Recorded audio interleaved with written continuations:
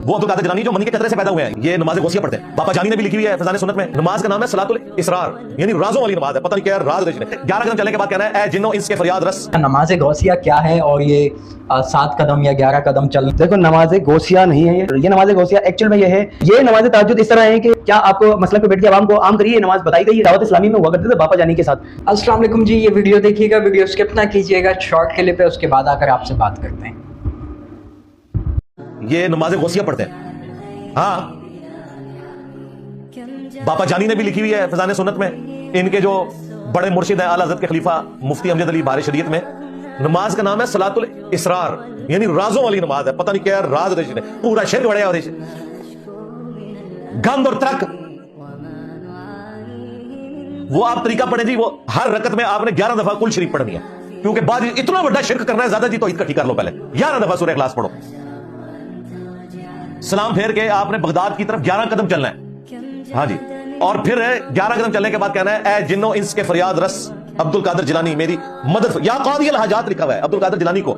हाँ जी जी कामरान, आपने सुना ये वीडियो, आप बताएं कि ये क्या कह रहे हैं। अच्छा, नमाज गौसिया क्या है और ये 7 कदम या 11 कदम चलना और उनसे हाथ उठा के मांगना, इस बारे में आप कुछ कहें। ये नमाज गौसिया का ये जो तरीका बता रहे हैं, इस बारे में क्या कहेंगे? देखो नमाज गौसिया नहीं है ये नमाज गौसिया, इसको लक़ब दे दिया है लिखने वालों ने, बोलने वालों ने, चाहने वालों ने। और ये नमाज गौसिया एक्चुअल में ये है कि आपने जैसे रात में आप उठते हैं तहज्जुद की नमाज पढ़ने के लिए, आपकी आंख खुल जाए तो आपने तहज्जुद तो फिर अदा करनी है।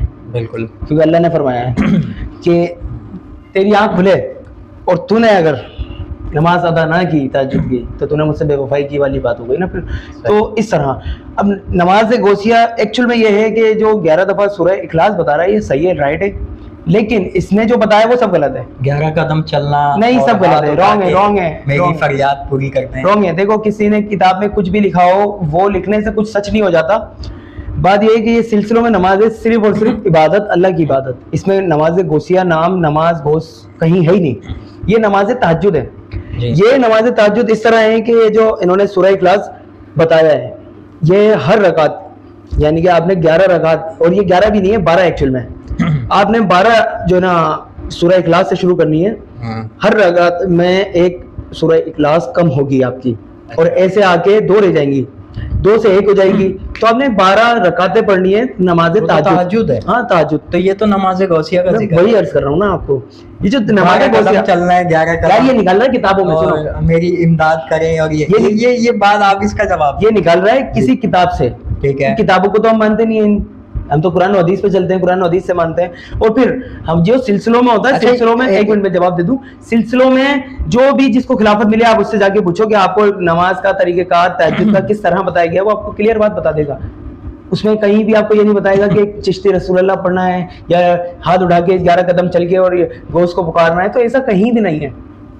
सही है, अल्लाह का जिक्र है, और इसमें नमाज गौसिया में अल्लाह का ही जिक्र है, सारा अल्लाह का ही जिक्र है, इसमें नाम गौस कहीं नहीं आया। ये जो किताबें हैं हम नहीं मानते इसको जिसने भी लिखा है, पहली बात तो ये है कि आवाम को पता ही नहीं है कि किताब है नहीं है, और इसको आवाम के सामने है ही नहीं। अगर 1 मिनट और एक छोटा सा खुलासा और बता दूं, ये जो बाबा जानी ने लिखा हो या किसी ने भी लिखा हो, वो अपने मसलक पे बैठ के, क्या आपको मसलक पे बैठ के आवाम को आम करिए नमाज बताई गई है? नहीं, कोई भी नहीं बताता, क्योंकि नमाज गौसिया है ही नहीं असल में, ये एक्चुअल में तहज्जुद की नमाज है। बहुत शुक्रिया। अच्छा हज़रत जनाब जो शेख अब्दुल कादिर जिलानी रहमतुल्लाह अलैह जो हैं, वो अल्लाह के वली हैं बेशक, ठीक है, और उनको जो है वो हसनी हुसैनी हैं और इमाम हुसैन की और आप सल्लल्लाहु अलैहि वसल्लम की आल में से हैं। ठीक है, तो आले रसूल और आप सल्लल्लाहु अलैहि वसल्लम की आल के बारे में ये क्या फरमा रहे हैं, ज़रा ये शॉर्ट क्लिप सुनना। वो अब्दुल कादिर जिलानी जो मनी के कतरे से पैदा हुए हैं, या कादियल हाजात। जी, पहले तो ये बताओ मिर्जा साहब, आप किससे पैदा हुए? सही यार, इंसान के जिस्म के पानी के कतरे से पैदा हुए ना आप किससे हुए? आपको कोई अलग कतरा आया था आपके लिए उतरा था? दुनिया का हर इंसान पैदा जिस्म के कतरे से ही हुआ है। इतनी हार्ड लैंग्वेज, इतनी बदतमीजी आया, यही तो मसला है। ये तौहीद ज़बान इस्तेमाल करें, किसके लिए इस्तेमाल करें? देख रहे हैं, ये सिर्फ ये अल्लाह की नजर में अच्छे होने चाह रहे हैं। मैं तौहीद परस्त हूँ भाई। अबे भाई, तौहीद परस्त है तो अल्लाह ने ये फरमाया है कि तू इस तरह इस जुबान से नबी तशही नहीं ऐसी बातें करे। तौहीद में तो अल्लाह नहीं फरमा रहा, अल्लाह ने भले सब जुमलों में तौहीद बयान किए, लेकिन इसका मतलब ये तो नहीं है अल्लाह ने बोला तू ऐसी जबान इस्तेमाल कर। आप डॉक्टर इसरार साहब को सुन लें, आप मौलाना तारिक जमील को सुन लें, और ये एक और मुल्ला है ना वो बैठ के फनी वीडियोस बनाता है, तारिक मसूद को सुन लें, इन जितने भी हैं बड़ों को सुन लें। हज़रत शेख अब्दुल कादिर जिलानी रहमतुल्लाह अलैह के बारे में क्या फरमाते हैं, उनके खुद के कलमात भी ज़रा सुने ना आप जाके, उनको अगर फॉलो करते हैं, उनकी बात मानते हैं, तो आप देखें ना अपने लोगों को कि वो लोग क्या कहते हैं। बहरहाल इस तरह की गंदी जबान इस्तेमाल करके ये तो खुल्लम खुल्ला आप बेअदबी कर रहे हैं, लोग सही गालियां देते हैं, आप सही गालियां देते हैं, फिर हम भी गालियां देते हैं, बिल्कुल हम क्या करेंगे, फिर हम भी गालियां देंगे आपको।